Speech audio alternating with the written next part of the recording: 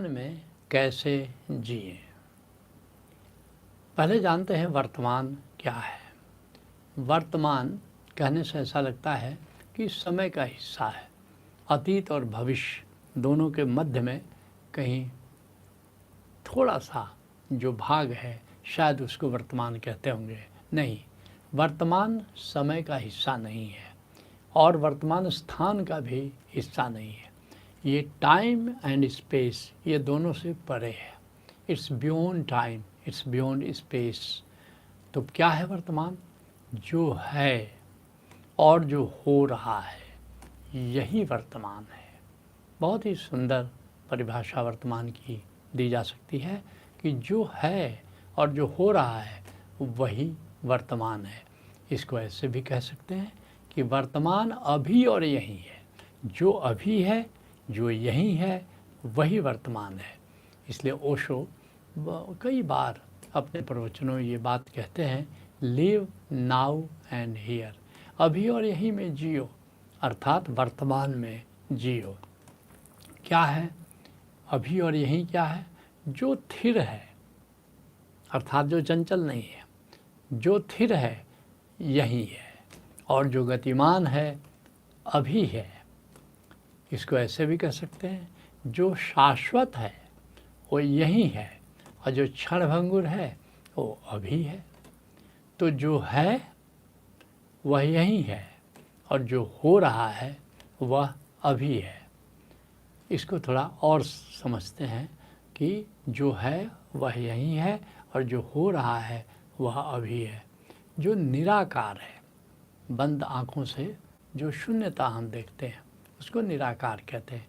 बाहर भी आकाश, वो भी निराकार है, लेकिन विशेषकर जब यही कहते हैं तो भीतर के निराकार से उसका मतलब है, क्योंकि हमारा भीतर का जो निराकार है उससे और नज़दीक तो कुछ है ही नहीं।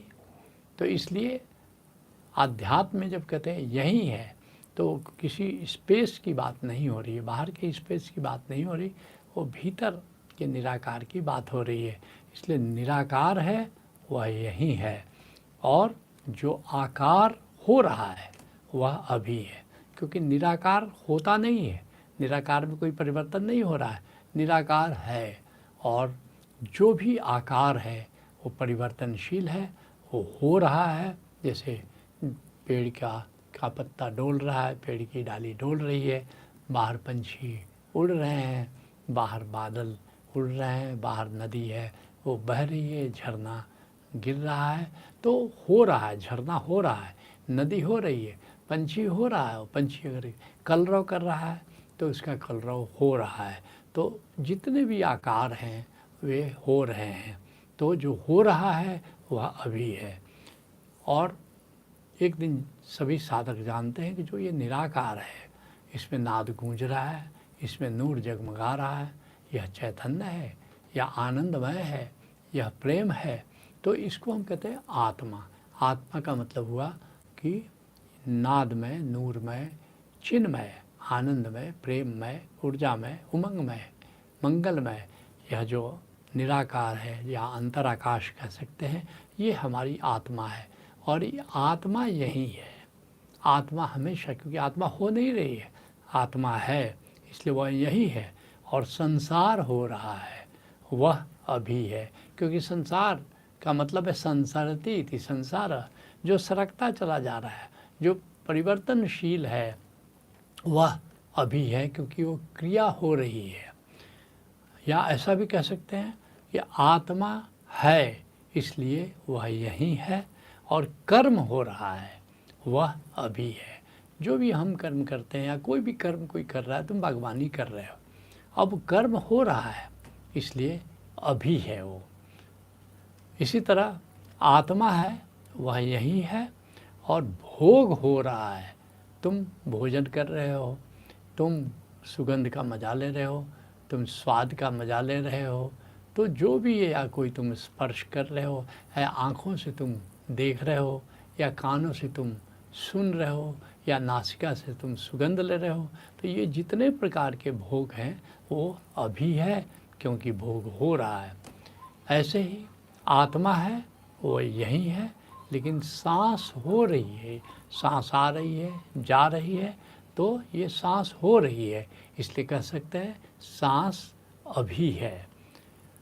इसी तरह कह सकते हैं कि आत्मा है, इसलिए वह यही है, और प्रेम हो रहा है। जब तुम किसी को प्रेम करते हो तो वह प्रेम स्थिर नहीं है, वो प्रेम हो रहा है, तो इसलिए वह अभी है। ऐसा भी कह सकते हैं कि जैसे आत्मा है वो, इसलिए वह यही है, और जो विचार चल रहे हैं वो अभी है। ऐसे ही जो मन के तल पर जो विकार पैदा हो रहे हैं, जैसे काम, क्रोध, लोभ, मोह, ईर्ष्या, द्वेष, वो हो रहा है, इसलिए वो अभी है। तो इस आधार पर तुम समझ सकते हो कि जो है वो यही है, और जो हो रहा है वह अभी है। तो पूछा है कि वर्तमान में कैसे जिए, तो मन के तल पर हम जीते हैं तो हम वर्तमान में नहीं जी पाते, क्योंकि मन का स्वभाव कुछ विचित्र है कि मन हमेशा अतीत और भविष्य में विचरण करता है।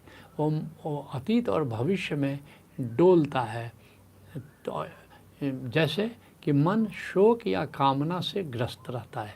शोक का संबंध अतीत से है और कामना का संबंध भविष्य से है, इसलिए मन का स्वभाव चंचल है, और मन अभी और यहीं और अभी में मन टिकना नहीं चाहता है। वो देन एंड देयर में वो भटकता रहता है। तो पूछा है कि तुमने कि वर्तमान में कैसे जिए, तो वर्तमान में जीने के 8 उपाय हम बता रहे हैं, 8 मुख्य उपाय बता रहे हैं, और भी कई उपाय हो सकते हैं। जो पहला उपाय है, अहोभाव में रहें। अहोभाव में एक ग्रैटिट्यूड, जो हमको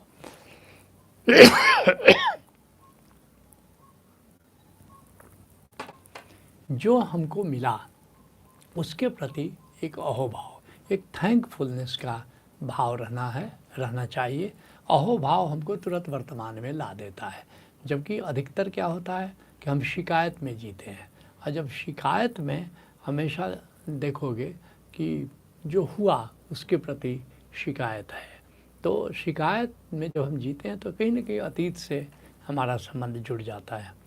जो दूसरा उपाय है, काउंट योर ब्लेसिंग्स, अर्थात कि सामान्यतः मन का स्वभाव है कि जो नहीं है उस पर उसका ध्यान जाता है, जो है उस पर ध्यान नहीं जाता। इसलिए जो है हमारे पास, परमात्मा ने बहुत कुछ दिया है। ये जीवन दिया, आँखें दी, और हमारे पैर दिए चलने के लिए, हमारे हाथ दिए काम करने के लिए, हमें परिवार दिया, हमें मित्र दिया, क्या कुछ नहीं दिया। इतने वृक्ष, हरे हरे वृक्ष दिए, नदियाँ दी, झरने दिए, रात में देखो चंद्रमा का प्रकाश दिया, और दिन में सूरज दिया। तो काउंट योर ब्लेसिंग्स, जीवन में जीवन की धन्यता को महसूस करोगे, जो है उसको महसूस करोगे, तो हमेशा वर्तमान में जियोगे। जो तीसरा उपाय है, वो परमात्मा को मंगलमय जानो। आदमी चिंता में जीता है कि पता नहीं क्या होगा, और पता नहीं क्या होगा तो तुम भविष्य में गए, लेकिन जो भी होगा अच्छा होगा। परमात्मा मंगलमय है। तमाम विसंगतियों के बावजूद परमात्मा सृष्टि को मंगलमय दिशा में ले जाने के लिए संकल्पित है। अगर ऐसा भाव रहेगा तो चिंता नहीं होगी और तुम वर्तमान में जियोगे। चौथा उपाय है, स्वयं को आत्मा जानते हुए आनंद में रहे, तृप्त रहो कि मैं आत्मा हूँ, और जब आत्मा हूँ तो फिर जो है उससे नाता जुड़ जाएगा। और आत्मा की कई डायमेंशन है, नाद है, नूर है, चैतन्य है, प्रेम है, आनंद है। तो आनंद का जो डायमेंशन है वो उसमें बड़ा चुंबक है, वो तुरंत खींच लेता है, और फिर हम अभी और यहीं में आ जाते हैं। जो पांचवा उपाय है कि बहिर्जगत के साक्षी रहें, स्वयं को आत्मा जानते हुए बहिर्जगत के, बहिर्जगत में बहुत सारी घटनाएं हो रही हैं जो कि अभी हो रही हैं। जैसे प्रकृति को देखो, प्रकृति हो रही है, पंछी को देखो, नदी को देखो, झरने को देखो, बादल को देखो, संसार में बहुत सारी घटनाएं घट रही हैं। तो बहिर्जगत का मजा लो, स्वयं को आत्मा जानते हुए बहिर्जगत का मजा लो, इसको साक्षी कहते हैं। तो साक्षी में रहो तो अभी और यहीं में अर्थात वर्तमान में जीना शुरू कर दोगे। फिर छठा उपाय है अंतर जगत के दृष्टा हो जाओ। अंतर जगत में बहुत कुछ हो रहा है, विचार उठ रहे हैं, भाव उठ रहे हैं, सांस चल रही है, तो जो भी उत्तेजनाएं हो रही हैं, अशांति हो रही है, प्रेम हो रहा है, तो जो भी अंतर जगत में, क्योंकि बाहर बहिर के जगत में जो घटनाएं घटती हैं उनका प्रभाव हमारे अंतर जगत में हृदय के तल पर और मन के तल पर होता रहता है, तो उसको वाच करना है, उसके प्रति जागना है। इसी को जो जागता है उसको दृष्टा कहते हैं। तो अगर दृष्टा होकर के हम जीते हैं तो वर्तमान में जीते हैं। जो सातवां उपाय है, हम कर्म करते हैं लेकिन कर्म करने का मज़ा नहीं लेते हैं। अगर हम कर्म करने का मज़ा लेना शुरू करें, और कैसे कर्म करने का मज़ा लोगे कि स्वयं को आत्मा जानते हुए, आत्मस्मरण करते हुए अगर कर्म करोगे तो कर्म करने का मज़ा आएगा। सामान्यतः हम क्या करते हैं, कर्म के फल पर हमारी नज़र होती है कि हमारे जो उद्देश्य है कर्म का उसके अनुसार फल होता है। अनुकूल फल होता है तो मज़ा लेते हैं, प्रतिकूल फल होता है तो निराश होते हैं। नहीं, फल पर मत जाओ। कर्मण्येवाधिकारस्ते मा फलेषु कदाचन, गीता में कृष्ण कह रहे हैं। तो कर्म करने का भी बड़ा मज़ा है, कर्म करने का भी बड़ा स्वाद है, कर्म करने का भी बड़ा आनंद है। तो कर्म करने का जो मज़ा है वही उत्सव है, वही उत्सव। इसलिए वो शो बार बार कहते हैं कि आनंद और उत्सव में रहो। आनंद कैसे मिलता है, जब हम अपनी आत्मा के तल पर जीते हैं तो आनंद मिलता है। उत्सव कैसे मिलता है, जब हम आत्मा से जुड़ करके कर्म करने का मज़ा लेते हैं तो उत्सव बन जाता है। इसलिए अध्यात्म उपनिषद का ऋषि कहता है कर्मेव क्रीड़ा। यह कर्म जो है वो क्रीड़ा है, कर्म हमारी क्रीड़ा है, कर्म हमारी लीला है, कर्म हमारा उत्सव है, कर्म हमारा खेल है। तो इस तरह कर्म करने का मज़ा लोगे तो वर्तमान में जीने लगोगे। नहीं तो कर्म करते हुए भी हम सोचते हैं भविष्य का, ये कर्म हमको क्या फल देगा, हम बीज बो रहे हैं, आज तो कल फसल उगेगी तो बड़ा मज़ा आएगा। अब तुम कर्म करते हुए भी भविष्य में जी रहे हो। नहीं, कर्म करने का ही मज़ा लो और फिर देखोगे कि वर्तमान में जीना होगा। और आठवां उपाय है हरि सुमिरन में रहो। हरि सुमिरन भी कर्म है। जैसे स्वयं को आत्मा जानते हुए और फिर क्या करते हो कि प्रभु की याद करते हो। तो ये जो प्रभु को याद करने की क्रिया है ये अभी है। ये जो सुमिरन, हरि सुमिरन कर रहे हो, ये अभी है। तो अभी और यहीं, या यहीं और अभी में जीना सुमिरन में ऐसे ही हो जाता है।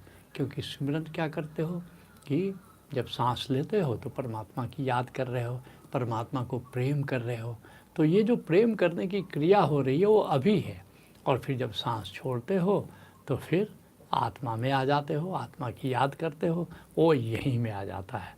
तो इसलिए जब भी सुमिरन करते हो तो फिर अभी और यहीं में जीते हो, वर्तमान में जीते हो। जिसके लिए शंकराचार्य कहते हैं ब्रह्मणि रमते चित्तम यस नंदति नंदति नंदति एव। ब्रह्म में जिसका चित्त रमण करता है, अर्थात ब्रह्म के सुमिरन में जो जीता है, उसके समान आनंद नहीं है, आनंद नहीं है, आनंद नहीं है। जब हम सुमिरन करते हैं तो आनंद और उत्सव में जीते हैं, यहीं और अभी में जीते हैं, वर्तमान में जीते हैं। तो आज के सत्संग को यहीं विराम देते हैं। हरि ओम तत्सत।